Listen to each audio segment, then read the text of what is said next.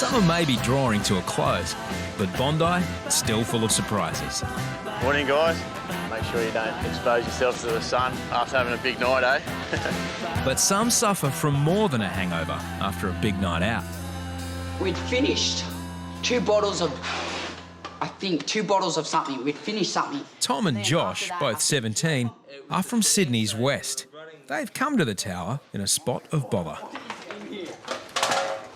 He vomited twice, nearly on me. And then after that, I think he passed out and I passed out afterward. Right, then we woke up. I'm like, oh, where's my wallet? And then I looked everywhere. Then Josh checks and he has no phone. All right. Deano begins some detective work. So what was the plan at the start of the night? We didn't have a plan. We just like, oh, want to go to Luna Park? And we had some money and we were like, oh yeah, let's go. I was like walking with him through Luna Park and he's like, oh, I got an idea, let's get some grog. No, serious, that's what you said. Him, it was his idea. So then we went to, I think we went to King's Cross because it's a real stingy place. We meet this man that comes up to you and he walks into your face, he goes, hello. He's like 75 or 80 and Josh starts going back, hello. So then he follows us and then we get in the train, right? Then we see this hooker or prostitute and then he's like, oh, you want to have a fun time? Josh is like, ooh. I'm like, no. And then you come to Bondi? Yes. So you both said it's the worst night you've ever had. Yeah, it was. Yeah. Who wakes up and loses all their stuff? oh, we've been ransacked. Well, Josh come up to me before and he said that he wanted to use the phone. He's worried about you because you're an epileptic. I am epileptic. Boys have both got fairly major medical concerns. Tom's epileptic and he hasn't had his medication for several days at least, and add into that he's been out all night drinking. I can't let them go unless they're released into someone else's welfare. We've got a duty of care here to make sure they're looked after. Eventually, Josh reaches his anxious supervisor. Come and pick me up, Alex. After a big night out on the mean streets of Sydney, the boys are back in safe hands. I thought Dave would be angry with you. Did you get everything? How'd you lose your shirt? You know. Thanks for helping us out. Yep. My pleasure. Yep. You're lovely boys. Yep. All right. Be good. There you go. Yep.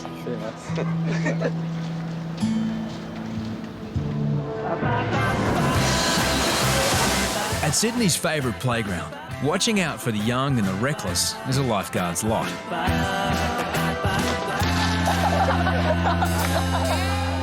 On patrol, Yatesy's exercise routine is interrupted. A mother is concerned that her son has swum too far out. With the goggles? Yeah.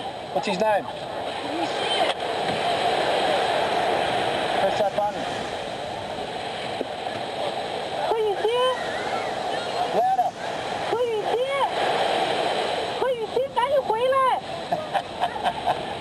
The boy at first appears in control. Then, suddenly, he starts to sink. One gun in here.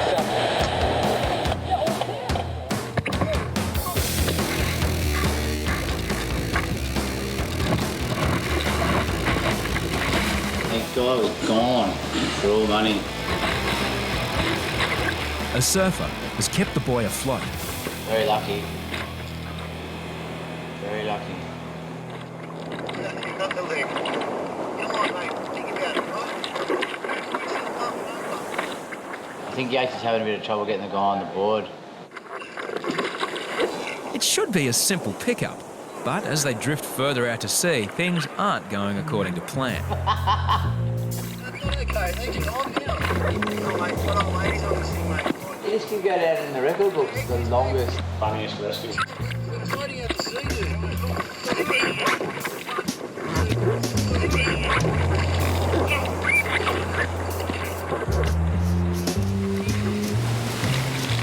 Even safely ashore, the boy's condition continues to puzzle Yatesy. Come on, jump up.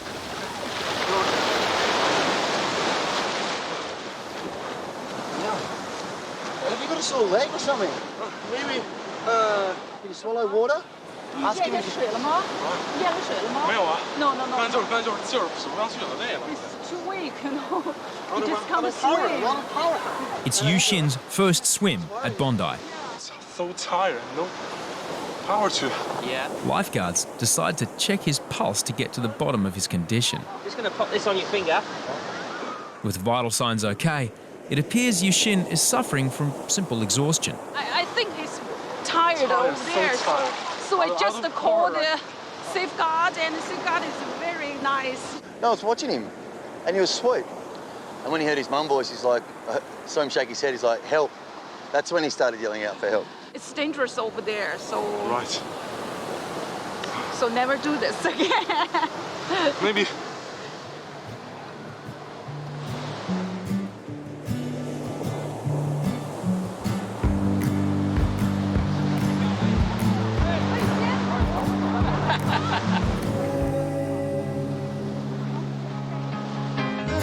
Once a year, from all around the world, skateboarding's biggest names compete in the Bondi Bowl-A-Run.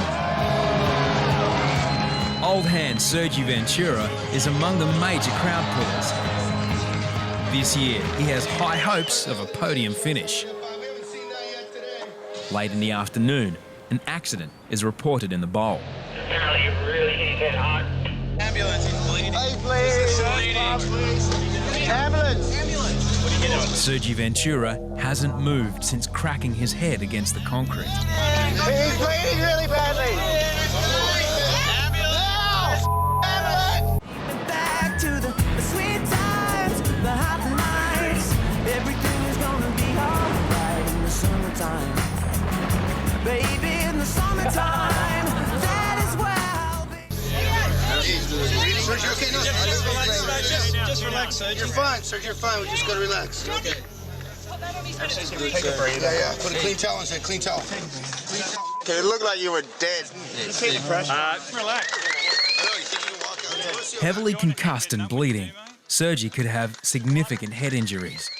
He shouldn't be moved until he receives proper medical attention. Do you want a hand getting up, mate? Some water? Okay. After a heavy blow to the head, skull fractures and spinal injuries are the major concern. He's out for about 15, 20 seconds. He slams all the time. Just as long as he hasn't got his neck, you know? Right. No. You haven't got any blood or injuries or anything like that? No, this side I was a bit weird. There was blood around here. As a routine precaution, Sergi should go to hospital for tests, but that poses a problem. He doesn't have trouble. Yeah, just bring it over. Somewhere quiet and have all these people around him. Should go to hospital, I reckon. I'm good. Yeah, it's definitely worth getting an X-ray because he could have fractured his skull. He could have done a lot of things. It's definitely worth getting an X-ray. Later. The guy said he had a pretty heavy knock to the head. It's a tough blow. He's probably done it a few times before, but you never know. Bleeding in the brain or something.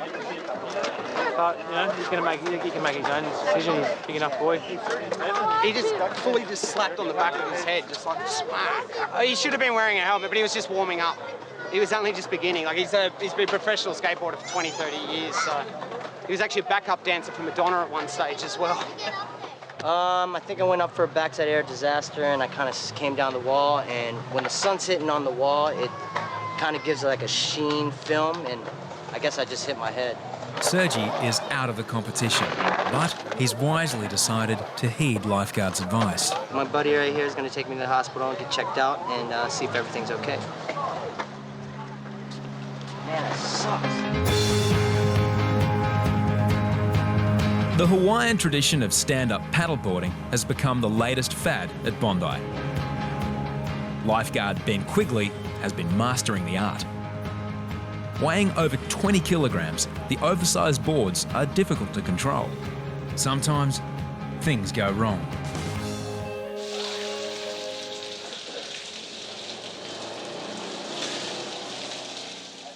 It's just really starting to swell out here this way. That's where I can feel it there. Yeah. Now, it's the lifeguard's turn to diagnose an injury to one of their own. Oh, you got a couple of cuts in your lip. You look like you might need a couple of stitches in your lip. I think I broke my nose. So I was just coming in, last wave, I'd just been out for a little train and it just smacked me straight in the side of the schnoz. See that? Yeah. Oh. Starting to swell. That's a good one, mate. Is it? Yeah. I'm going to have to probably go and get x-rayed. It's really annoying. Notorious for head wounds, those stand-up mouths. And everyone's just learning at the moment, eh? Yeah. No one's like really good on them yet. Still got that beautiful, snowy blonde hair, which is good. And he's pearly white. And his pearly whites are still there, the combination. Could be worse, I guess. Yeah, no, he's come out all right. Yeah. Like he's already married. On Bondi, the smallest patch of cloth can make the difference between simply turning heads or breaking the law. A beachgoer informs lifeguards that a naked man is on the beach. Not only that, he's pushed a child over. I'll get the police. I'm turning around, I saw this guy sort of chasing my oldest, and then thought he was just playing, and then pretty aggressively pushed the young one over. And he then ran away and started taking his swimming trunks off, so I just got the kids out of there. Poor little girl's crying. She seems all right. Dad's with her at the moment. I'm going to get details and phone numbers now, and hopefully you can locate him. There's a guy walking towards you in the nude. Yeah. So he's got dark hair, really skinny kind of guy. Kobe and Jake are sent to handle the confronting situation.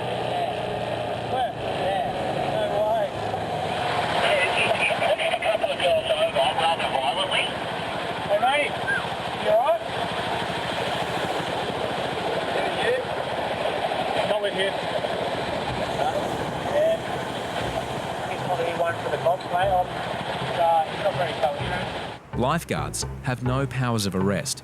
The man disregards them and continues on. We've got a guy down here at Bondi. He's in the nude, he's pushed a couple of kids over. We've got a real issue down here. He's walking north on the shoreline. As Kobe and Jake try to figure out how to handle a situation, pressure builds from the public. Yes, we know, mate. Mate, relax. We know, okay? The guy's not well. He's mentally ill, okay? There's obviously something wrong with him. There's no need to get too excited, okay? The man heads towards North Bondi, a favourite part of the beach for families and children. What is wrong with you? Yeah, let's go get a towel. We're going to run up and grab a towel or something, Ted.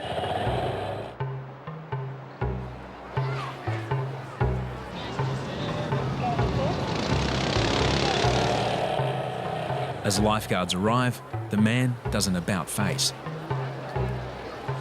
Having pushed over a child, lifeguards are concerned that he may be violent. But he offers no resistance. Fine. He doesn't look, he's not acting violent. Put him in there. Mate, good job, just bring him up here. Hold on to this line there.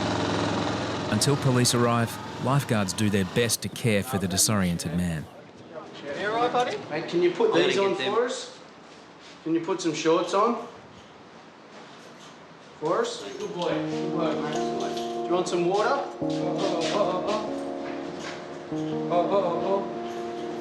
Yeah. Mate, do you want a glass of water? No?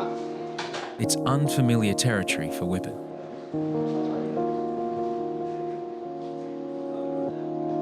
So then he ran away.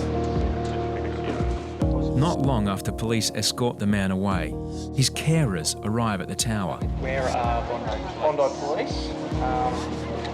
Do you want me to call them or? Yeah, please. Come in. Mine.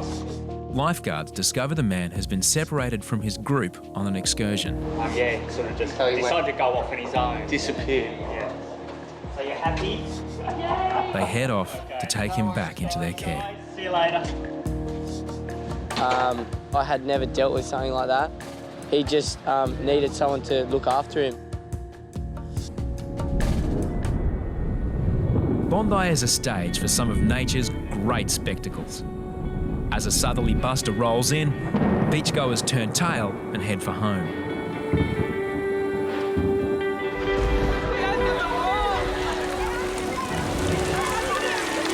Torrential rain floods the beach one day. A dust storm turns it into a Martian landscape on another. And massive swells occasionally wreak havoc on the crowded shore. But on a quiet Sunday morning, lifeguards are about to deal with a natural phenomenon unlike any they've experienced. The lifeguards, hello. There's been an earthquake in Chile and there's been a heavy tsunami warning. which for us guys, no one's informed or notified us about closing our beaches, so at the moment it's business as usual. It's only 7:30 and I've had 40,000 phone calls. What's it going to do? When's it going to hit? What's going to happen? How the hell do I know? As lifeguards await official confirmation from the Tsunami Warning Centre, the story goes national. The Chilean quake sparked tsunami alerts from Russia to Australia. Warning messages are not issued lightly. It's a very, very serious event that's unfolding. David. Mate, I just spoke to Terry. I don't know if you guys have, but his mate is on the actual tsunami warning committee and he said it's real, it's on. Tens of thousands are expected on a hot Bondi Sunday. Closing the beach is a major decision. Kerbox calls head lifeguard Hoppo. Hop, what are you thinking? It's one of those things that if we say nothing's going to happen, if something does happen, then we're in all kinds of strife. Yeah, no, you're right. Yeah, she's cancelled. On such a benign morning, a natural disaster seems implausible, but lifeguards are reminded of a fateful day 72 years ago. On Black Sunday in 1938, hundreds of swimmers were swept out in a massive surge. 35 people were resuscitated. 5 died. The giant waves on that day were also experienced up and down the coast. Scientists have since speculated Bondi's worst disaster may have been caused by a tsunami. Not sure if you're aware, but we have been issued with a tsunami warning. So the flags are coming down. If you could please leave the water, find a safer place. It's now just after 8 a.m. The tsunami is expected at 8:30. Is there seriously going to be a tsunami or not? Mate, I don't know, but we just have to act with it as well, so. A possible tsunami? Yeah. A pretty serious earthquake over near Chile somewhere. Chile and... Yeah, it's a long way away, yeah. Yeah. They all turned around when they heard what I was saying, so they're probably just having their last swim before Armageddon comes, I think. Conditions on Bondi could barely appear safer, yet the beach is officially closed. My Achilles is stuffed. I reckon Boxers is worse, so I reckon if I'm not going to survive and it gets me, I know he's already gone. News crews gather to cover what could be an impending natural disaster. Then, new information comes to hand. Toby said it's hit New Zealand. It's on the news now. So they reckon you'll definitely see something. Yeah. It's hit New Zealand, and we'll probably be able to see something. Oh, the latest news from the Tsunami Warning Centre, still saying possibility of dangerous waves, strong ocean currents and foreshore flooding throughout the day. Obviously they can see something, they're just trying to track it and see what goes on. A revised warning predicts the tsunami will now arrive at 1 p.m. It could be just a minor surge or something far more dangerous. But lifeguards have no power to prevent swimmers from going into the water. People are just jumping in now and makes it difficult for us if something does happen to get people to believe us that it is going to happen and get them back out of the water. The media is in a frenzy. Something happens, they're going to crucify us. Every beach will be having the same problem. We've done the warning and just say, can't physically remove it. By mid-morning, nothing has happened. The crowd, even lifeguards, are beginning to relax. We don't actually know what's going to happen in the ocean. The ocean could recede. We could get large waves. It's almost 1 p.m. If something does happen, it's not far away. Tsunami, 24 minutes, leave the beach, please. Higher ground.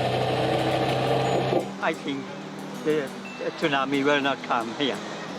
Please retreat to higher ground. No, I go in the water and swim. I'm not afraid. 21 minutes, the tsunami's coming in. The waves that hit New Zealand were barely noticeable. Now, everyone becomes increasingly blasé. I think we'll start on the beach. Yeah. Find higher ground. Yeah, higher ground. Katoomba is the highest spot, but it'd take too long to get there. You're looking at probably an hour 40 to get there on a Sunday. 1 o'clock comes, and still nothing happens. People aren't taking it serious at all. And that would be along the whole east coast of Australia. We have to do everything in the best interest of the public to keep them safe. So you're telling them to move to higher ground, Well, they're happy down here at Bondi. Once again, the Tsunami fails to follow schedule. Finally, at 5:30 p.m, head lifeguard Hoppo receives breaking news. The main tsunami waves have now passed all Australian locations. Tsunami warnings of New South Wales are therefore cancelled. We've gone and put the red and yellow flags back up, and Bondi is now back to normal.